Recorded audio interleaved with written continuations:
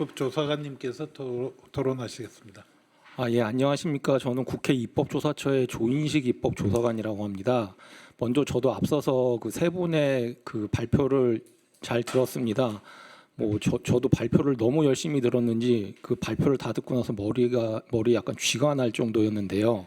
하여튼 저도 이 발표를 통해서 많이 배웠고, 그 다음에 오늘 또 토론에 오신 분들도 보니까 이게 되게 연구도 많이 하시고 훌륭하신 분들이 오셨는데, 제가 감히 그 사이에 껴서 토론을 할 수 있는 자격이 있을지는 잘 모르겠습니다. 다만 저도 이제 토론자로서의 이제 임무를 수행하기 위해서 일단 제가 발표문을 읽고, 그 다음에 제가 입법조사관으로서 업무를 하면서 그 인문사회 학술 분야 육성이나 아니면은 입법을 어떻게 해야 되는지에 관한 지금 몇 가지 의견을 좀 드리도록 하겠습니다. 일단 첫 번째로는 저 인문사회 분야 지원 확대와 학술 진흥을 위한 지금 정교한 논리를 개발할 필요가 있다라는 생각이 좀 들었습니다. 여기에 계신 분들은 전부 다 아마 익히 인문사회 분야가 왜 필요하고, 그 다음에 인문사회 분야의 역할이 무엇인지는 아마 너무나 다 잘 알고 계시고, 또 그 필요성에 대해서도 적극 공감하시리라고 저는 생각이 됩니다.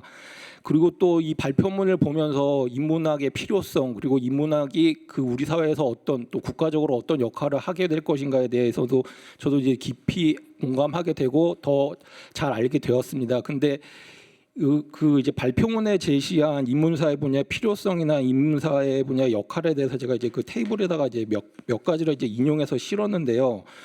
예를 들면은 인문사회 분야의 필요성은 예를 들면 인간다운 사회, 인간다운 삶을 갖고 가려면 속에서 다양한 지식과 정보의 의미를 이해하고 판단하는 비판적 이성의 역할이 중요하기 때문에 인문사회 분야의 필요하다라는 이러한 내용에 저도 맞다라고 생각이 들고 공감을 합니다. 하지만 다만 이게 좀 뭔가 너무 좀 이상적인 문구가 아닐까라는 생각이 들었습니다. 지금 저희가 이제 이 토론회를 개최를 하고 발표를 하고 토론하는 의미가 인문사회 분야가 너무 열악하고 어렵기 때문에 예산도 더 많이 확보를 하고, 또 그런 거를 지원하기 위한 법적 근거를 마련하기 위해서 입법을 해야 될 필요성이 있는데, 그 여기 발표문에 제시한 인문사회 분야의 필요성과 역할을 가지고 그 입법권자를 설득을 하는 데 있어서는 좀 약간 논리가 부족하지 않은가, 뭔가 좀 더 구체적이고 현실적인 이유를 좀 들어서 예산도 확보를 하고 입법을 검토할 필요가 있다라는 생각이 들어서 이런 말씀을 드렸습니다.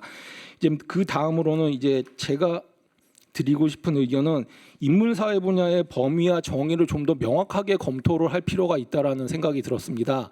그럼 인문사회 분야에 대한 지원을 확대하자, 예산을 더 많이 지원하자라는 이제 논의는 너무 당연한 건데, 그러면은 그 인문사회 분야의 범위가 어떻게 되느냐, 그리고 또 인문사회 분야의 정의를 어떻게 할 것인가에 대한 좀 구체적인 논의가 필요하지 않을까라는 생각이 들었던 게, 이제 인문사회 분야 보면은 아까 이제 그 윤영순 교수님께서 말씀해 주셨는데, 처음에는 철학과가 없어지고, 그 다음에 사회학과가 없어지고, 그 다음 어문학 그런 순서로 없어진다라고 말씀을 해주셨는데, 그런 분야가 어려운 거는 이제 많은 분들이 공감하시라고 생각이 되는데, 그러면 인문사회 분야에 예를 들어서 경영학이나 경제학이나 아니면 아까 그 첫 번째 발표에서 제시해 주셨던 회계학이나 이런 분야도 제가 말씀드린 철학이나 어문학이나 국문학과와 비교해 가지고 어려울 수도 있겠지만,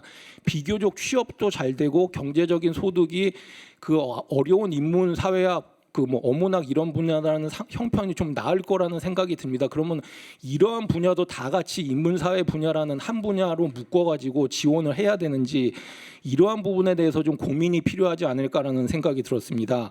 그리고 또 이제 그 인문사회 학술 기본 법안에 그거를 이제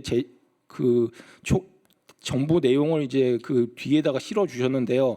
그 제 3조에 이제 정의해 보면 인문사회 학술에 대한 정의가 이제 기술이 되어 있습니다. 근데 제가 이 정의를 좀 읽고 나서는 제가 들었던 생각은 무엇이냐면, 이게 좀 더 너무 좀 뭔가 구체적이지 않고 지금 굉장히 이제 뭐 공감되고 맞는 말은 다 들어있는 것 같은데 인문사회 학술을 지금 약간 정의하기에는 뭔가 구체성이나 명확성에 있어서 좀 부족하지 않나. 그래서 인문사회 학술 분야를 좀 더 법률에다 정의하기 위해서는 그 지금 이제 인문학 및 인문정신문화의 진흥에 관한 법률의 제3조의 정의 인문학이 정의가 되어 있습니다. 그러면 그 정의랑 비교를 해봤을 때 뭔가 좀 이 막연하게 정의를 하지 않았나라는 생각이 들어서 또 인문사회 분야의 지원을 확대하고 육성을 하고 그다음에 뭐 하여튼 예산을 확보하자 그랬을 때 그 지원 대상의 범위나 아니면 정의를 좀 더 구체화해서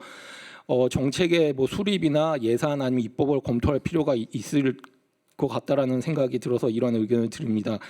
다음에는 이제 인문사회 분야 지원과 육성은 제가 봤을 때는 대학 구조 개혁하고 고등교육 체제 개편하고 함께 연계를 해서 검토할 필요가 있다는 생각이 들었습니다. 이제 대학 구조 개혁하고 고등교육 체제 개편은 약간 결이 다른 문제이긴 한데요.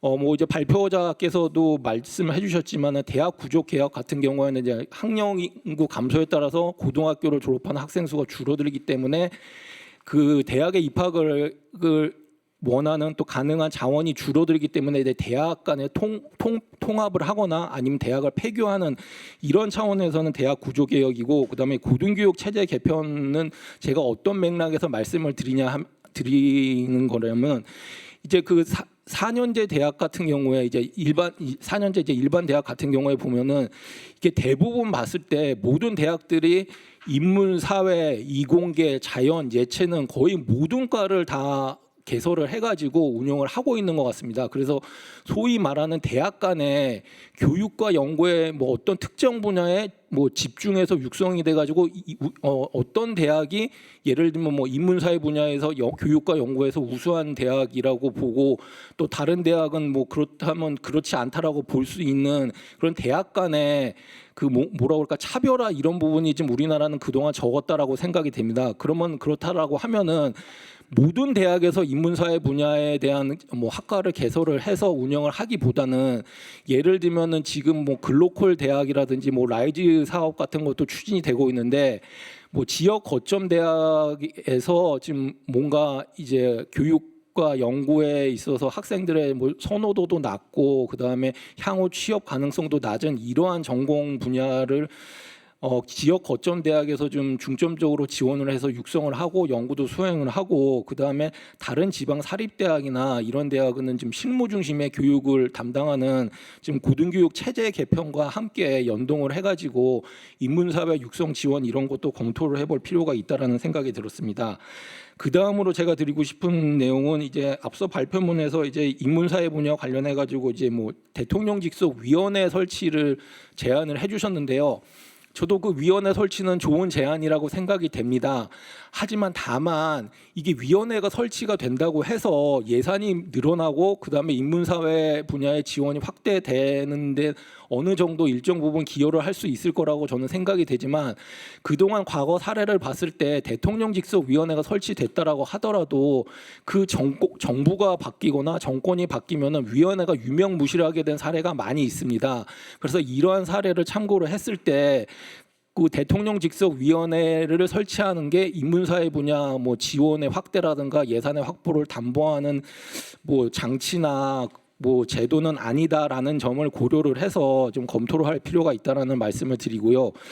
그 다음으로는 이제 그 인문사회에 전담하는 위한 뭐 기관의 설립에 대해서도 말씀을 해주셨는데 기관 설립에 따른 뭐 효과 이런 부분에 대해서도 저는 적극 공감을 합니다. 뭔가 이제 인문사회 분야를 지원하고 육성을 지원하는데 뭐 좀 장기적인 관점에서 정책을 수립을 하고 또 정책을 시행함에 따라서 뭐 성과도 평가를 하고 또 그다음에 뭐 예산 배정을 어떻게 할 것인가 이런 부분을 전담하는 또 그리고 그러한 부분을 연구하는 연구기관을 선치를 해가지고 좀 더 인문사회 분야의 뭐 정책 수립이나 지원책을 좀 효과적으로 효율적으로 운영할 필요성이 있다라고 생각이 되는데 그렇다라고 하면은 이러한 이제 인문사회 분야를 전담하는 기관을 설치를 했을 경우에 한국연구재단의 인문사회 분야 지원하는 전담 조직이 있습니다. 그러면 그 조직을 한국연구재단에 그냥 놔두고 전담 기관을 설치를 하는 방안인지, 아니면은 전담 기관을 설치를 하면서 한국연구재단에서 담당하고 있는 인문사회 분야의 기관 그러니까 조직을 이관을 할 것인지, 이러한 부분에 대한 좀 더 심도 있는 검토가 필요하다라는 생각에서 이런 의견을 드리고요. 그 다음에 마지막으로 제가 이제 국회 입법부에서 이제 근무를 하고 있으니까 인문사회 분야 지원과 학술 진흥을 위한 입법 논의가 좀 더 활성화될 필요가 있다라는 생각이 듭니다. 그래서 제가 지금 제 22대 국회에 그 인문사회 분야 지원을 확대하거나 아니면 지원과 관련된 내용의 법률안이 발의가 되어 있는지 조사를 해봤는데요. 지금 현재 뭐 그 인문사회 분야와 관련된 법률은 뭐 학술진흥법이나 아니면은 그 인문학 및 인문정신 문화의 진흥에 관한 법률이라고 볼 수가 있을 것 같은데요. 그 인문사회 이 두 법률을 개정하는 법률안 중에서 인문사회 분야의 지원 확대나 예산 확대 아니면 전담기관 설치 이런 내용이 포함된 법률안은 지금 발의가 되어 있지 않습니다. 그리고 그다음에 제 21대 국회에서는 그 유기용 의원님이 대표로 인문사회 학술 기본 법안이 발의가 되었지만 임기 만료로 폐기가 되었고, 제 22대 국회에도 인문사회 학술 기본 법안과 유사한 내용이 포함된 법률안이 현재 발의가 되어 있지 않습니다. 이런 점으로 비추어 봤을 때 인문사회 분야에 대한 그 의원님들의 지금 관심이 지금 비교적 낮지 않나 이런 생각이 들면서, 그런 이제 그 입법권자를 제가 서두에서 말씀을 드렸지만 설득하기 위한, 또 법률안을 발의하기 위한, 그 다음에 또 새로운 법률을 제정하기 위한 지금 필요성과 논리를 의원님들이 지금 깊이 공감을 하고 더 많은 법률안을 발의할 수 있도록 여기 계신 분들과 저와 제가 좀 함께 노력할 필요가 있다라는 생각이 들고요. 그리고 그 다음에 또 마지막으로 한 가지 더 말씀드리고 싶은 부분은, 이제 인문학 진흥을 위해서 인문학 및 인문정신 문화의 진흥에 관한 법률이 제정이 되었습니다. 근데 이 뭐 법률이 제정된 지 기간이 그렇게 오래되지 않았지만 지금 과연 저희가 봤을 때 이 법률 제정 이후로 인문학 진흥을 위해서 예산이 늘었는지, 아니면 관련해 가지고 뭐 교육부에 조직이 신설됐는지, 아니면 이와 관련된 전담 기관이 실시되었는지, 이런 부분을 살펴봤을 때 법률 제정 이전과 이후가 현재까지는 큰 차이는 없는 것 같습니다.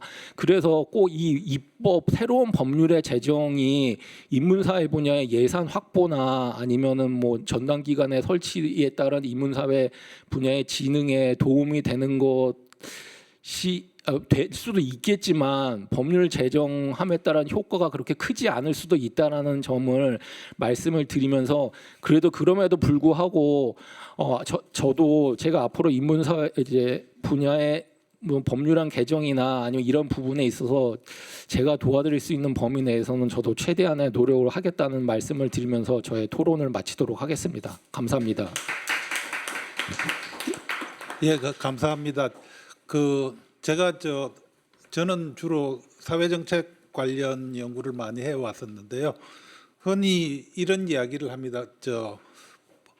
법률 하나가 생기면 부처에 국이 하나 신설되거나 예산이 증가한다라는데, 인문학 및 인문정신문화의 진흥에 관한 법률은 통과되고 시행되고 있지만은 거의 변화가 없다라는 것은 아프게 생각해야 될 부분이라고 생각합니다.